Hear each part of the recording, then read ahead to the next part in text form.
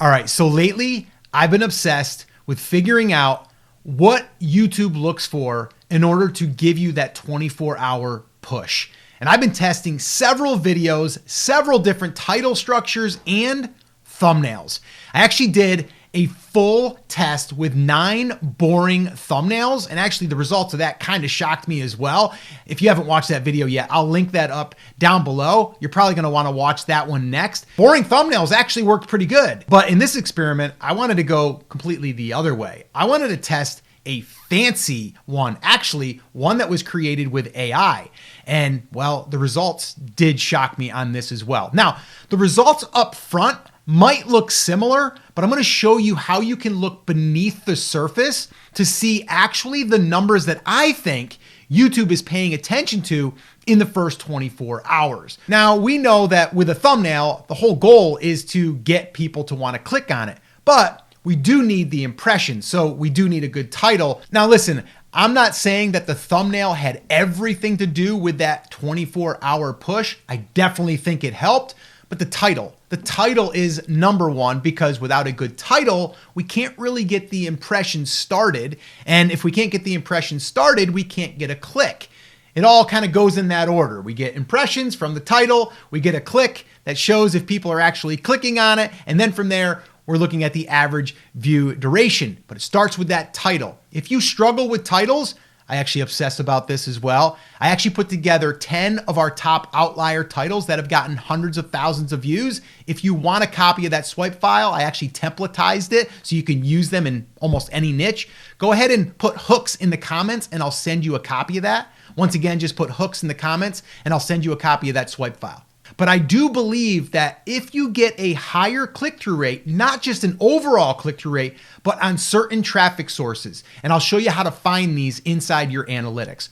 But let me just go into my analytics and start to show you what I'm looking at. And also the thumbnail that got a really, really high click-through rate in the one area that I'm talking about. All right, so here we are inside the analytics. And yes, this is the thumbnail that I created that did really well.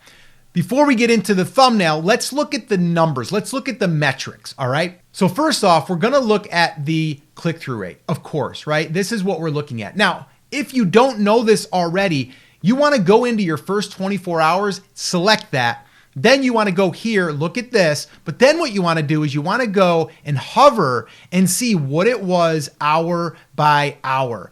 And the reason why this is important is because you may get a really good jump out of the gate, with a 9% like this, which this is high for us. A 9% out of the gate is really high, which is really good.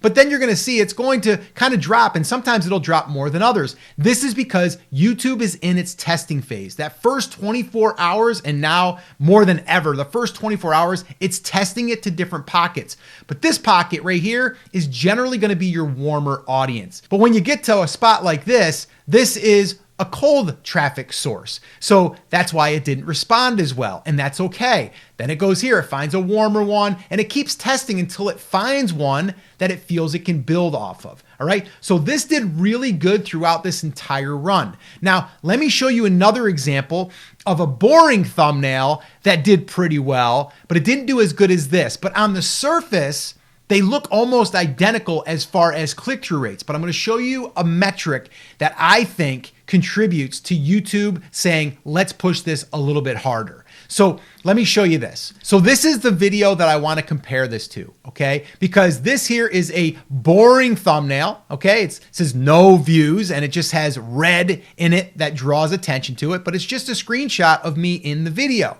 Now, you might be saying, well, Scott, yeah, but this is a different title, so the title probably gave it a little bit more reach. Well, that's true to a certain degree, because if you get impressions, but the click-through rate is low, and not just low on the surface, we're gonna go below the surface here, and I'm gonna show you the traffic sources that matter, but that can also stunt its growth. It can stunt the impressions that are being given. All right, but when we do get the impressions, we want to make sure that we can get the highest click-through rate. So this one here did perform pretty well, but here's what I want you to pay attention to. And this is something that you can look at yourself. You can do it right after this video. Go into your click-through rate right here, and then just scroll down to where it says traffic sources. Then you want to click on that. And you want to make sure it's still 24 hours. And then you want to look at here. These are your traffic sources, and the browse is the one we're going to be looking at first because that's the one that usually gets pushed out. That means people's home pages, right? That's good. We want that. It got a 7.7% click-through rate. That's good. But this one here, suggested, that one there got a 2.7, okay? Not terrible. Anything over 2.5 to me is doing pretty good. But again, why did the other one do better as far as getting more push? I believe that if we can get a higher suggested and a higher browse, I believe that we'll get pushed more, but really focusing on that suggested as well. So let me show you the numbers for that one. So if we go here, we scroll down, we go into the traffic sources, again, 24 hours, browse 9%. Okay, 9%. And then look at suggested videos, 3.3%. So this here performed better with more impressions. All right. Now, the other thing that you do want to look at is you also want to look at your engagement, your average view duration. So here we have 4 minutes and 19 seconds. If we go here, we can also scroll down and we can see it right here. It's a 45% average view duration. Okay. And if we look here, this is your first 30 seconds, 75%. So that right there is super high and really, really good. We held retention for a while. Let's go back to the other one. So let's scroll down, and this one here was 41.1%. Still pretty good and still above 70%. So these here both did good. But what was different? Well, the click-through rate was lower. It was. Even though we can look at this right here and say 6.7 on the average, and this one here was 7.1, right. But if we go below the surface, it was actually higher on browse and it was higher on suggested.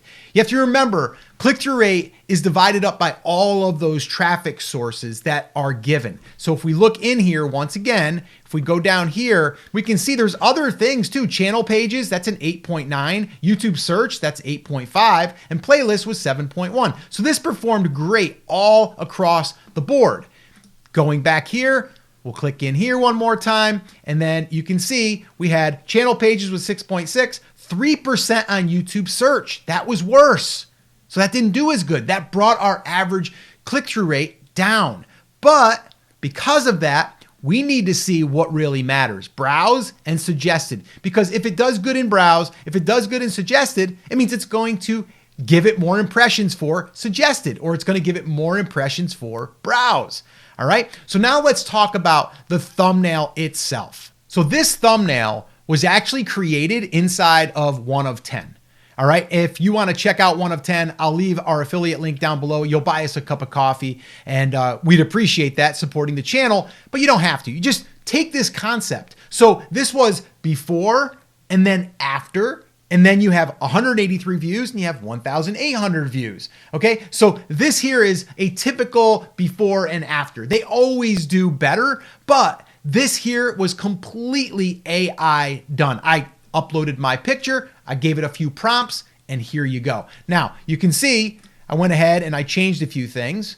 So this one here, it started with 1.2 million views because it gave me that after I gave it my title. And I was like, no, I didn't get 1.2 million views. I want to change that. So then I just told it down here in the prompt window, change it to, I believe it was 1.2 or 1.8, whatever one it was. I think it was this one right here. And basically then I just exported it, and that was it. Super easy. And actually the thumbnail that you clicked on was actually one created by 1 of 10 as well. So I'm testing it again, and I don't know how it's going to do because right now you're watching this video. That means that it's probably published, and I'm going to be looking at the data. So we'll see, and I'll come back and report on that. I am so obsessed right now with just testing and figuring out what actually works by real data. All right, because if it works even on a small scale, then you know that it's going to work on a bigger scale. But we just have to be able to compare these. And that video, the one I'm talking about that I just shared the analytics with you, you should probably check that out. It'll probably pop up here if YouTube's doing its job correctly, and you can watch that video next. I'll also pop up another one if you just want a deep dive on how to understand the 4 key metrics in your analytics, the only ones that you really need to focus on to know what's working and what's not. All right, so check those videos out and I'll see you there.